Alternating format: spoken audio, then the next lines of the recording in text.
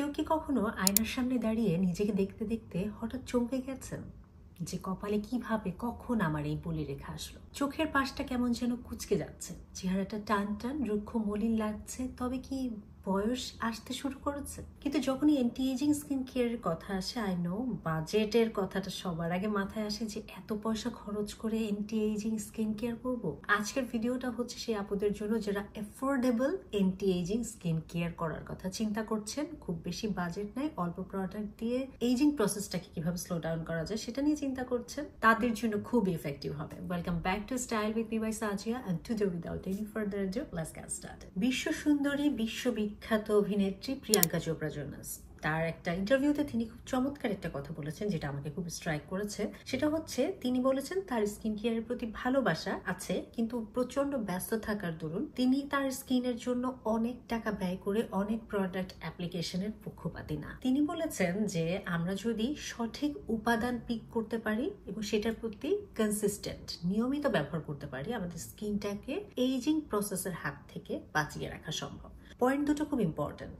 Number 1 হচ্ছে সঠিক উপাদান। আপনাকে জানতে হবে আপনার ত্বকের ধরন, আপনার ত্বকের সমস্যা, কনসার্ন টাইপ অনুযায়ী আপনার জন্য সঠিক উপাদান কোনটি। দ্বিতীয়ত, আপনাকে কনসিস্টেন্ট হতে হবে, প্রতিদিন ব্যবহার করতে হবে, নিয়মিত ব্যবহার করতে হবে, তাহলেই আপনার স্কিনটা ভালো থাকবে। আমরা কি করি, আজকে একটা ভিডিও দেখে একটা প্রোডাক্ট কিনে আনি, কালকে আরেকজনের কাছে শুনে আরেকটা প্রোডাক্ট কিনে আনি, কিন্তু আদৌ ওই উপাদানটা আমার ত্বকের জন্য সুইটেবল কিনা আমরা বুঝি না। এবং দেখা যায় প্রথম কয়েকদিন আমরা খুবই ইন্টারেস্টের সাথে স্কিন কেয়ার করি, তারপরে আস্তে আস্তে আজকে করি তো কালকে করি না, সকালে করলে বিকালে করি না। এভাবে করলে আসলে কখনোই আপনার একটা প্রপার স্কিনের যে চেঞ্জেস বা পরিবর্তন বা একটা তারতম্য ধরে রাখা সেটা সম্ভব না। আপনাকে কনসিস্টেন্ট হতে হবে এবং সঠিক উপাদান পিক করতে হবে। যেহেতু ভিডিও শুরুতেই আজকে আমি বলেছি, আজকে আমি অ্যাফোর্ডেবল বাজেটের ভিতরে আপনাদেরকে সাহায্য করব anti ageing skin care routine তৈরি করার জন্য। এবং রুটিনের প্রথমেই যেটা আসে সেটা হচ্ছে ক্লেনজার। তো আপনার ক্লেনজারটা পিক করতে হবে খুব ওয়াইজলি এবং সিলেক্টিভলি। এবং ক্লেনজার হতে হবে মাইল্ড, ক্লেনজার হতে হবে এমন যেটা আপনার ত্বকের মাইক্রোবিয়মকে বাধাগ্রস্ত করবে না। ক্লেনজার হতে হবে এমন যেটা একটা ভালো ব্র্যান্ডের, আপনার স্কিনকে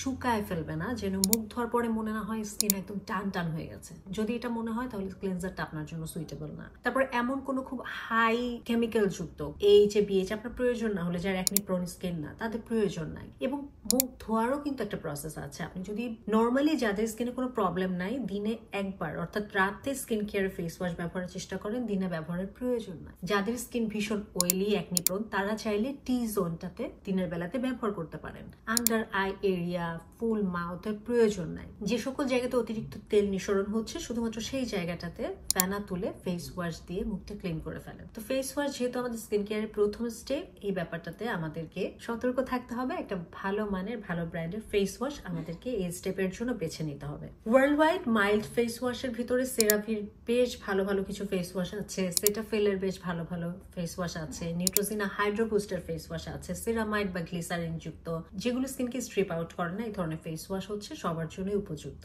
অ্যান্টি এজিং স্কিন কেয়ারের ক্ষেত্রে সব থেকে গুরুত্বপূর্ণ যে প্রোডাক্টটা, সেটা আমি বলছি নাম্বার 2-তে, সেটা হচ্ছে সানস্ক্রিন। দিনের বেলাতে আপনি আর কিছু ব্যবহার করেন বা না করেন, সানস্ক্রিন ইজ আ মাস্ট। আপনার ত্বকের প্রিম্যাচিউর এজিং আসার জন্য 80% উপরে হচ্ছে কাজ করে সূর্যের ক্ষতিকারক রশ্মি। এবং আমাদের অনেকের ভিতরে একটা কনসেপ্ট আছে যে বাড়িতে থাকলে সানস্ক্রিনের প্রয়োজন নাই। এটা একটা মিথ। আপনার রোদ যদি বাড়ির ভিতরে আসে, আপনি সেই রোদে বই পড়তে পারেন সেই আলোতে, তার মানে সেখানে ইউভিএ ইউভিবি কিন্তু প্রবেশ করছে, সরাসরি না হলেও তির্যক ভাবে হলেও প্রবেশ করছে। আমাদের আসবাবপত্র ওয়ালে রিফ্লেকশন বা বাউন্স ব্যাক করে আমাদের ত্বকে যাচ্ছে এবং ত্বকের ক্ষতি করছে। সো প্রিম্যাচিউর এজিং এর ক্ষেত্রে সূর্যের আলো হচ্ছে সব থেকে বড় একটা ক্ষতি করার মতোই উপাদান। ঘরে বসেই আপনার ক্ষতি হয়ে যাচ্ছে, আপনি টের পাচ্ছেন না। এবং বিভিন্ন ধরনের পিগমেন্টেশন, আপনি মেস্তা বলেন, হাইপার পিগমেন্টেশন বলেন, এজিং স্পট বলেন, এগুলো কিন্তু অতিরিক্ত তাপে বা সূর্যের আলোতে সেই মেলানিন বা সেই জায়গার যে দাগটা, ওটা আরো ডিপ হয়ে যায়। ইভেন একনি, পোস্ট একনির যে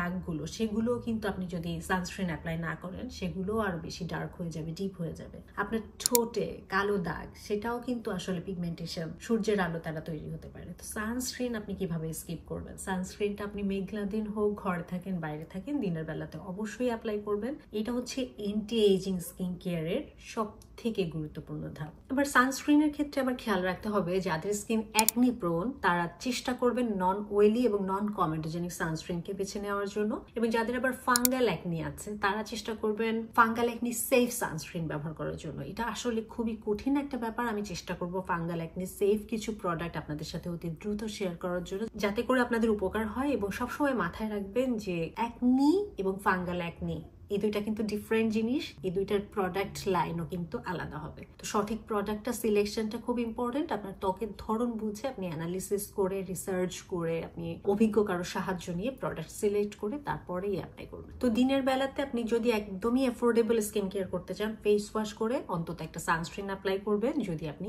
এন্টি এইজিং প্রসেসটাকে আসলে ফাস্টার করতে চান, মানে এইজিংটাকে স্লো ডাউন করবেন, এন্টি এইজিংটাকে ফাস্টার করবেন। দিনের বেলাতে মুখ ধুয়ে সানস্ক্রিন, রাতের বেলাতে মুখ ধুয়ে আমরা কি ব্যবহার করব? ডেফিনেটলি একটা রেটনল অ্যাড করতে হবে আপনার night time skin care. Retinol হচ্ছে এমন একটা উপাদান যেটা বিজ্ঞান দ্বারা প্রমাণিত। এটা সেল টার্নওভার প্রসেসটাকে ত্বরান্বিত করে, রেগুলেট করে, আমাদের কোলাজেন প্রোডাকশনকে বুস্ট করে। কোলাজেন যত বেশি বুস্ট হবে, বেশি হবে আমাদের ত্বকে, তত আমাদের ইলাস্টিসিটিটা বেশি থাকবে, আমাদের স্কিনটা টান টান থাকবে। কোলাজেনটা হচ্ছে একটা গ্লুর মতো, আমাদের কোষগুলোকে টাইট করে আটকায় রাখে। তো কোলাজেন যত কমে যাবে স্কিন থেকে, স্কিনটা তত আস্তে আস্তে ঝুলে যাবে। তো ওই স্যাগিনেসটা দূর করার জন্য কোলাজেনটা খুব ইম্পর্টেন্ট, এবং এই কোলাজেন বুস্ট করতে যে স্কিন কেয়ার উপাদানটা পরীক্ষিতভাবে কাজ করে সেটা হচ্ছে রেটনল। সবসময় রেটনল লো পার্সেন্টেজ দিয়ে শুরু করবেন, 0.2, 0.5, 1, 2 এভাবে আস্তে আস্তে বাড়াবেন। একবারে অনেক হাই পার্সেন্টেজ রেটনল অ্যাপ্লাই করবেন না। এবং যখন অ্যাপ্লাই শুরু করবেন প্রথম দিকে 3 থেকে 4 দিন সপ্তাহে ব্যবহার করা থেকে শুরু করবেন। আস্তে আস্তে আপনি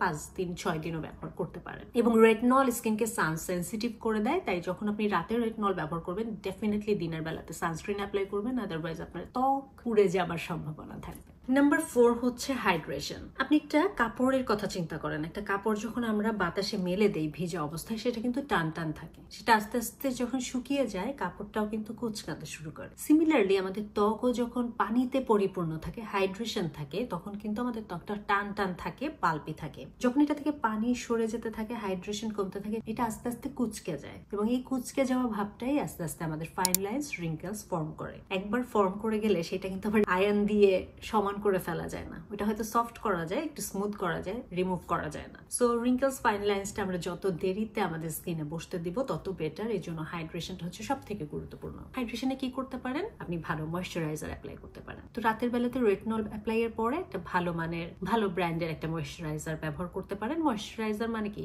একটা ক্রিম। হাত মুখ ধুয়ে আমরা একটা ক্রিম লাগাই নর্মালি, যে কেউ কিছু করে না সেও কিন্তু হাত মুখ ধুয়ে একটা ক্রিম লাগায়। তো ময়েশ্চারাইজারটা কি? একটা ক্রিম।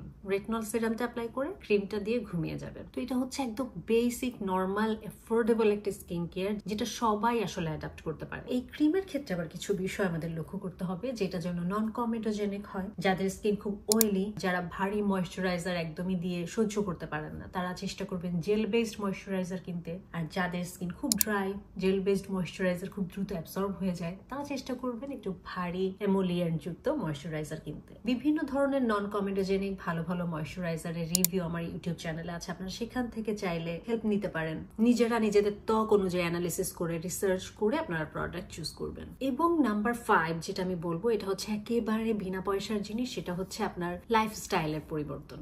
এটা হচ্ছে এজিং প্রসেসকে স্লো ডাউন করার সব থেকে গুরুত্বপূর্ণ হাতিয়ার, যেটা করতে আপনার কোনো পয়সা খরচ হবে না, কিন্তু খুব ইফেক্টিভলি এটা আপনার কাজ করবে।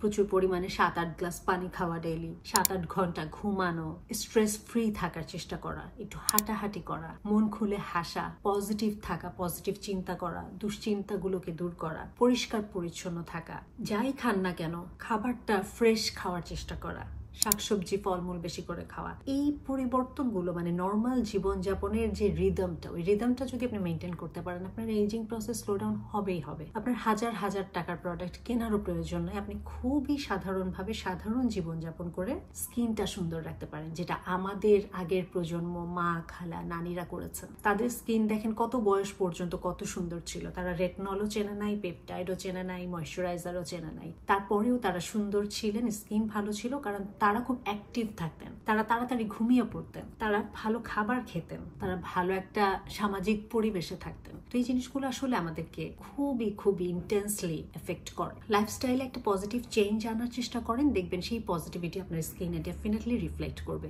সেই যে প্রিয়াঙ্কা চোপড়ার কথাটা আমি বলেছিলাম ভিডিও শুরুতে, সঠিক প্রোডাক্ট বা সঠিক উপাদান এবং হচ্ছে নিয়মিত যত করতে পারবেন ততই আপনার বয়সের ছাপটা স্কিনে দেরিতে পড়বে, আপনার ওভারঅল স্কিন ভালো থাকবে, হেলদি থাকবে, সুন্দর থাকবে। আবারও আমি বলতে চাই, এইজিং ইজ এ প্রসেস, এটাকে স্টপ করা সম্ভব না, বাট স্লো করা সম্ভব। এইজিং একটা প্রসেস, এটা নিয়ে মন খারাপ করা, ডিমোটিভেটেড হওয়া, লো ফিল করার কিছু নাই। এটাকে যত সুন্দর করে নিজের ভিতর অ্যাডাপ্ট করতে পারবেন, গ্রেসফুলি প্রেজেন্ট করতে পারবেন, তত দেখবেন নিজের প্রতি নিজের ভালো লাগাটা অনেক গুণে বেড়ে যাবে। এবং দিন শেষে আসলে এটাই বড় কথা যে আমরা আমাদের নিজের স্কিন টোনে বা নিজের স্কিনে কমফোর্টেবল কিনা। আশা করি ভিডিওটা আপনাদের কাজে আসবে। আর এই ভিডিও রিলেটেড কোনো কোয়েরি থাকলে এখানে কমেন্ট করতে ভুলবেন না। That's all for today. See you on my next video. Till then, stay fine, stay safe and spread the awareness. Thanks for watching. Take care.